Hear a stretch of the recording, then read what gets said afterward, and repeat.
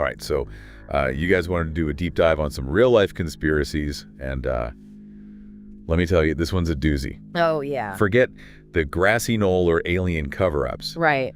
We're talking about a conspiracy orchestrated by our own government. Yeah. And it targeted some of the most prominent figures in the civil rights movement. It's wild.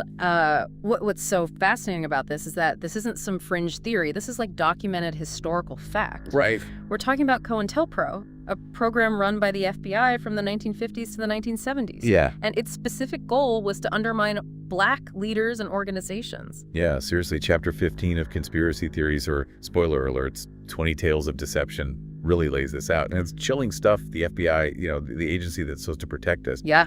actively worked to disrupt a movement fighting for basic equality. Yeah, and the book really highlights the tactics they used: surveillance, infiltration, disinformation. Right. All designed to neutralize these individuals and organizations. Yeah. It's like something out of a spy thriller, but with real-world consequences. Okay, so let's unpack this. You mentioned surveillance. What did that look like in practice? So imagine this agent sifting through your trash, tapping your phone, even planting bugs in your home. Oh, wow. Monitoring movements, intercepting communications, all without warrants. Jeez. This was the reality for many activists under CoIntelPro. So basically, Big Brother was watching their every move. Yeah. But it gets even creepier, right? You mentioned infiltration, too. Exactly. Right. The FBI would plant agents within these organizations, posing as activists, Wow. gathering information and trying to sow discord from the inside. Oh, my They'd God. spread rumors, stir up conflict, try to turn people against each other. Wouldn't that create a climate of paranoia and mistrust? Oh, absolutely. It must have been incredibly difficult to operate effectively with that kind of pressure. The book talks about how this tactic created a chilling effect on the entire movement. Yeah. Imagine the constant fear of being watched, of not knowing who to trust. It's psychological warfare, plain and simple. And then there's the disinformation campaign. Yeah. What kind of tactics did the FBI use to discredit these leaders? They planted stories in the media, spread false rumors, and even sent anonymous letters. Yeah. Anything to damage reputations and turn public opinion against these individuals. The book emphasizes that this wasn't just about gathering intel. It was about actively trying to destroy their credibility. The book also calls out the FBI's particular obsession with Dr. Martin Luther King Jr. Right. The FBI saw Dr. King as a major threat and went to extraordinary lengths to discredit him. It's hard to believe. They tapped his phones, bugged his hotel rooms. They even sent him an anonymous letter urging him to commit suicide. That's just horrifying. To think that an organization meant to uphold the law would resort to such tactics, especially against someone like Dr. King. It's a stark reminder of how power can be corrupted. And the book really drives home that point. It explores the psychological impact of these tactics, the sense of paranoia and isolation they created. Imagine you're Dr. King leading a peaceful movement and you receive that letter. Yeah. Is it a genuine threat? Oh my gosh. Is it the FBI trying to break you? That level of uncertainty and fear was part of their strategy. It's almost hard to believe that this was happening in America during the fight for civil rights. It makes you wonder, how could something like this go on for so long without being exposed? Well, the FBI went to great lengths to keep CoIntelPro secret. But eventually the truth did come out, and it wasn't through official channels. It was a group of activists who blew the whistle on the whole operation. Really? In 1971, they broke into an FBI office in Media, Pennsylvania, and stole a bunch of classified documents. We had a break-in, like a real-life heist. Yes. Wow. And these documents, which became known as the FBI files, contain detailed information about CoIntelPro. Its goals, its tactics, its targets, it was all laid bare. But wouldn't it have made more sense for journalists or politicians to uncover something like this? Yeah. Why do you think it was activists who exposed CoIntelPro? That's a great question, and one that the book touches on. I think it speaks to the dedication and courage of these activists. They were on the front lines, experiencing these abuses firsthand. They knew something was wrong and were willing to risk everything to expose it. So what happened when these files went public? I imagine it caused quite a stir. It caused a massive scandal. There was public outrage, of course, and it led to a series of congressional hearings investigating the FBI's actions. Okay, so the truth is, out there are hearings, public outcry. Did anyone face any serious consequences for this? You'd think so, right? But sadly, no high-ranking officials were ever held accountable for CoIntelPro. There were some reforms put in place to prevent such abuses from happening again, but no one really faced any real punishment. It's unbelievable that something this egregious could happen with so little accountability. It really makes you question the systems of power in place. But at least the program was shut down, right? Yes, CoIntelPro was officially disbanded in 1971, shortly after the media break-in. It was a major victory for civil liberties, but a chilling reminder of how easily power can be abused, especially when shrouded in secrecy. The book Conspiracy Theories, or spoiler alerts, really dives into the aftermath and the impact of the revelations. What stood out to you about how the book frames this period? Well, the book highlights that the exposure of CoIntelPro wasn't just a scandal, it was a turning point. It forced a national conversation about the balance between national security and individual rights. The Church Committee hearings, for example, were a direct result of these revelations. Wait, the Church Committee, that rings a bell, but can you remind me what those were about? Absolutely. The Church Committee was a Senate Select Committee formed in 1975 to investigate intelligence gathering abuses by the CIA, FBI, and other government agencies. Oh, right. It was a huge deal, a direct response to the public outcry over programs like CoIntelPro. So these hearings weren't just about CoIntelPro, they were about a broader pattern of government overreach. Exactly. And the book emphasizes that the Church Committee's findings were groundbreaking. Yeah. They revealed a whole range of illegal activities, warrantless wiretapping, mail opening, infiltration of domestic groups, things that most Americans couldn't have imagined their government doing. It's like peeling back the layers of an onion, and each layer is more disturbing than the last. Yeah. So what impact did these hearings have? Did they lead to any real change? They did. The Church Committee's work led to some significant reforms, including the creation of the Foreign Intelligence Surveillance Act, FISA, which was designed to regulate government surveillance activities. So there was at least some attempt to rein in these agencies and prevent future abuses. Right.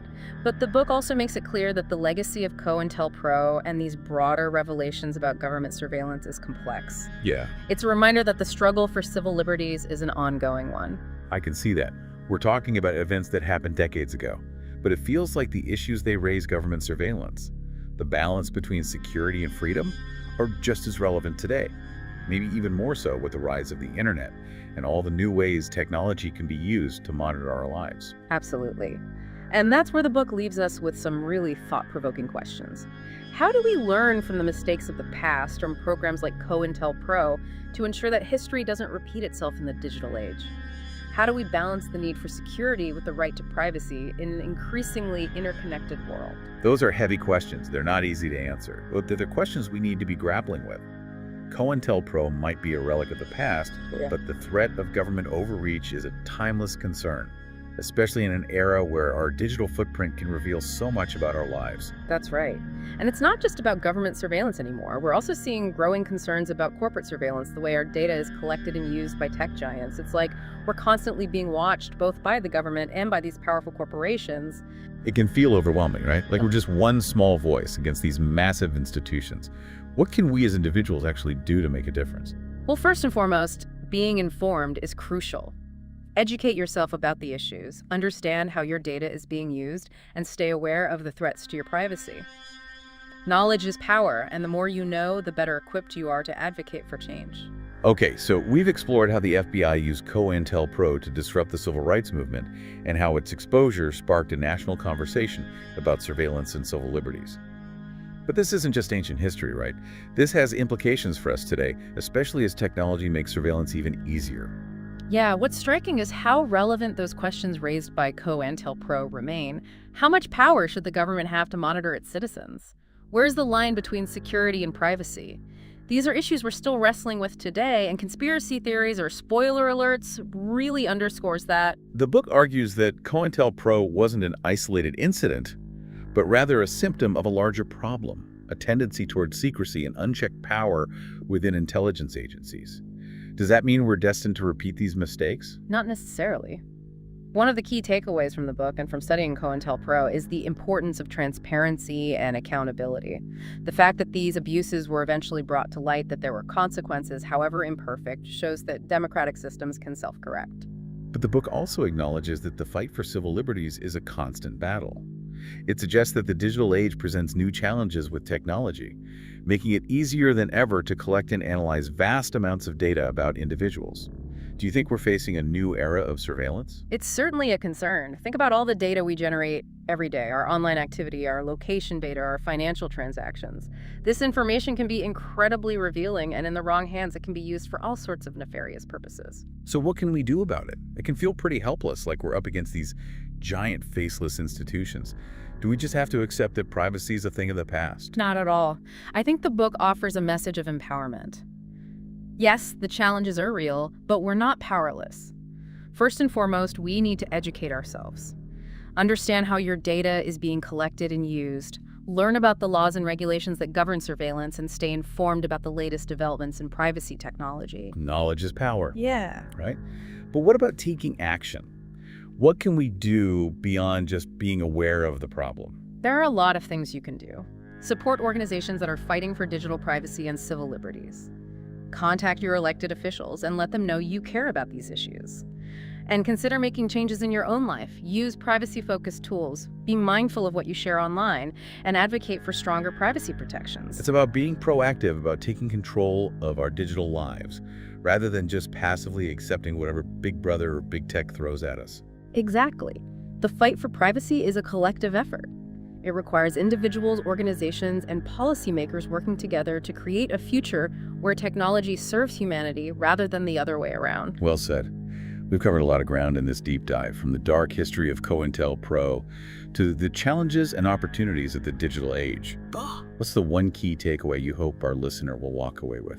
I think the most important lesson from CoIntelPro and from exploring these issues of surveillance and privacy is that we can't take our freedoms for granted. We need to be vigilant, informed, and engaged. We need to hold those in power accountable and demand that they respect our fundamental rights. Beautifully put. And to our listener, thank you for joining us on this journey. We hope this deep dive has given you a new perspective on these critical issues and inspired you to continue exploring them.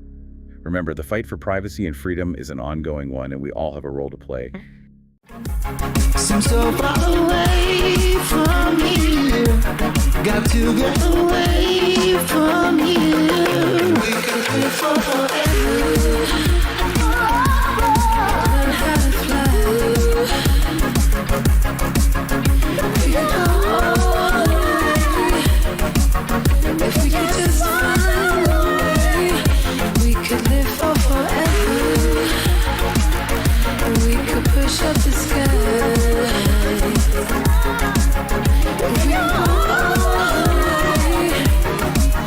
If we could just fly away, we could live for forever.